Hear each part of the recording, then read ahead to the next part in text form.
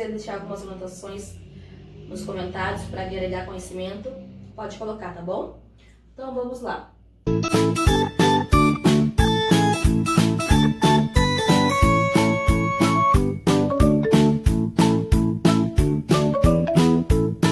Transtornos de aprendizagem. Eu coloquei para vocês, para ficar mais fácil, algumas anotações aqui. Vamos começar pelo problema. É um exemplo fácil e simples para você entender.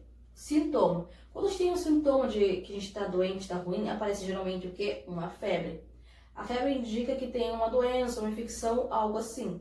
E na aprendizagem, a criança começa a apresentar problemas nas tarefas na escola, não consegue fazer, não consegue desenvolver. E quais são as causas disso que nós temos que procurar? Pode ser social, ambiental, emocional, a despedagogia. Dentro desses tópicos pode ter a criança que não consegue ter acesso ao conhecimento, que não consegue ter acesso à escola, pois é muito longe, não consegue estar indo todos os dias, os pais não conseguem levar.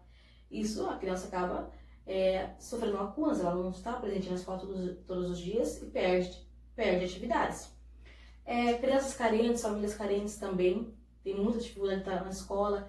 A estrutura, crianças que não têm uma casa, não têm um lar para ter uma noite de sono, não tem uma comida na mesa, essas crianças não vão conseguir desenvolver seu cognitivo na escola, porque elas estão sofrendo ali em casa e elas não vão ter um cognitivo ativo na escola.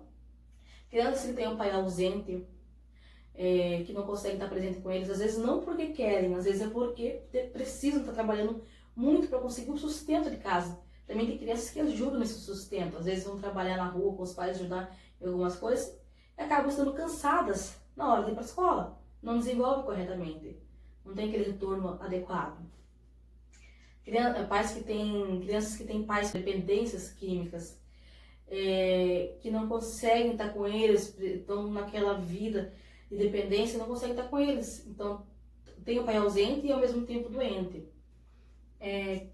Na parte emocional, a ansiedade, crianças que têm muita ansiedade, que têm depressão, isso dificulta muito na sala de aula, né? As crianças não conseguem desenvolver porque aquilo precisa ser resolvido. A morte de alguém querido, alguém querido que morreu, se pra gente é difícil, imagina para uma criança, né? Alguém querido que morreu, alguém querido que mudou a felicidade, que foi embora, também atrasa muito a criança na escola. Algumas crianças, né, podem ter dificuldades nesse sentido. Separação dos pais afeta bastante, com certeza afeta muito as crianças. Brigas em casa, situações financeiras em casa, as crianças percebem, elas acabam achando que a culpa é delas, mas acaba afetando na escola.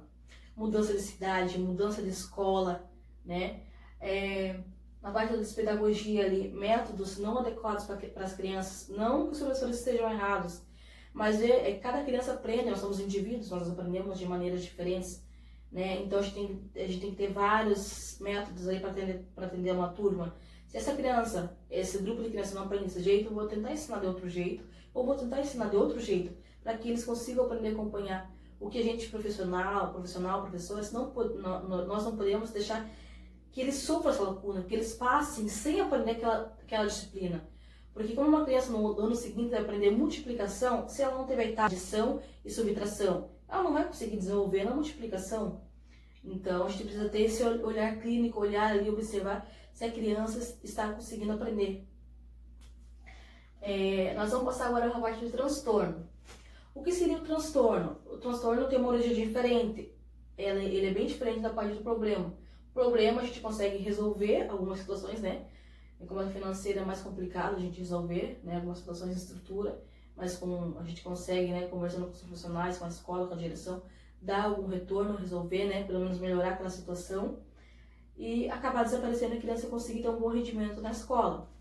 Mas a parte do transtorno, ele é neurológico, é uma disfunção da criança na cabecinha dela, já está dentro dela, já nasce com ela. Não é que ela vai começar a apresentar no rendimento escolar, porque é mais fácil o professor identificar na parte que está começando a desenvolver na escola. Mas ela já nasce com esse transtorno com a criança. Ele afeta o neurodesenvolvimento, né? Se desenvolve junto com a criança.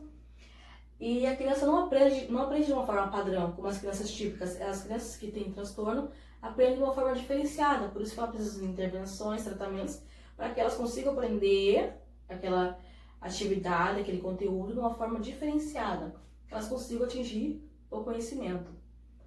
É uma alteração no processo cognitivo. A criança, aquela informação, ela não consegue captar toda aquela informação, ela pega partes daquela informação. Então a gente tem que estar sempre atento para conseguir passar para ela de uma forma diferenciada. Ela sofre as conexões, né, de informações no cérebro da criança não consegue fazer as conexões corretamente. Ela perde algumas conexões e acaba faltando na parte do aprendizado. O que afetam? Afetam a capacidade da criança analisar informações e na aquisição da habilidade de leitura, escrita, soletração e resolução de problemas. O que seria essa parte aqui? Que seriam as famosas dislexia, desortografia, disgrafia, descalculia. Que a gente pode ser tratado, a gente fala sobre isso em outros vídeos. Mas é essa parte aqui, né? A leitura, a escrita, a soletração e resolução de problemas. Que a gente tem que ser trabalhado na criança de uma forma diferente para que ela consiga aprender aquele conteúdo. Então, a parte do transtorno é uma disfunção neurológica que afeta a criança. A gente tem que ter um olhar para a criança para ver, não adianta a gente querer impor, você tem que aprender igual aquela criança, tem que aprender igual aquela criança e igual aquela criança. Não, nós somos indivíduos diferentes. E quando tem um transtorno, um problema, o agravante é pior ainda. Ó, o agravante, quando tem os dois juntos, a situação é pior. Quando tem a situação do problema e a criança ainda tem o transtorno. A gente tem que resolver primeiro o problema para depois tratar a parte do transtorno da criança.